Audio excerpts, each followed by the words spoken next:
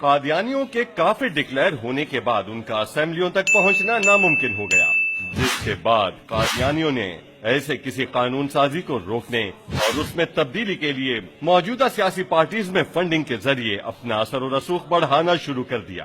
ان کی حکومت قائم ہوگی، احمدیوں کی مسجدیں بناؤں گا۔ یہ جو قادیانی حضرات ہیں یہ بھی ہمارے بھائی ہیں، ہماری بہنیں ہیں۔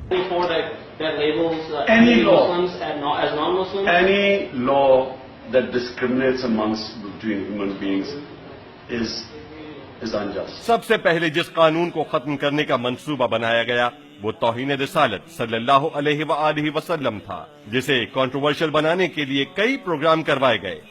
قرآن میں کہاں ہے ڈیتھ پینلٹی اس قسم کے اوفینس کے لیے؟ ان کو سزا سنائی دی گئی ہے جو میں سمجھتا ہوں ایک بڑی سخت اور ظالم سزا ہے۔ پارلیمنٹ آپ کا ترمیم کرنے کے لیے تیار ہے تو آپ الیکٹڈ پارلیمنٹ کی بات سنیں گے؟ میں نہیں سمجھتا کہ ہمیں بلاسفیمی کے نام پہ یہ کرنا چاہیے۔ اس قانون کو ختم کرنے کے لیے اسمبلی میں بل بھی پیش کر دیا گیا تھا، مگر ممتاز قادری کے جرت مندانہ اقدام نے قادیانیوں کے اس پلان کو ناکام بنا دیا اور سیاست دانوں کے دلوں میں خوف پیدا کر دیا۔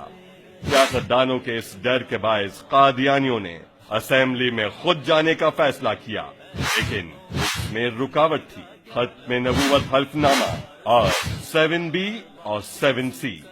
قادیانیوں نے ان قوانین میں ترمیم کے لیے تمام پارٹیز میں لابنگ کی اور ایک 34 رکنی کمیٹی تشکیل دی گئی جس میں تمام بڑی جماعتوں کے نمائندے شامل تھے، جس کے بعد الیکشن ایکٹ کی آڑ میں ختم نبوت حلف نامے کو تبدیل اور 7B 7C کو آئین سے حذف کر دیا گیا۔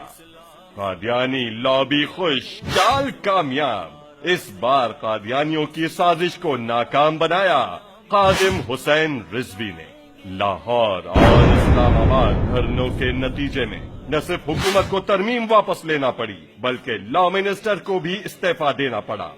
کیا آپ پھر ایسی پارٹیز کو ووٹ دے کر قادیانی لابی کو مضبوط کریں گے؟ ہرگز نہیں۔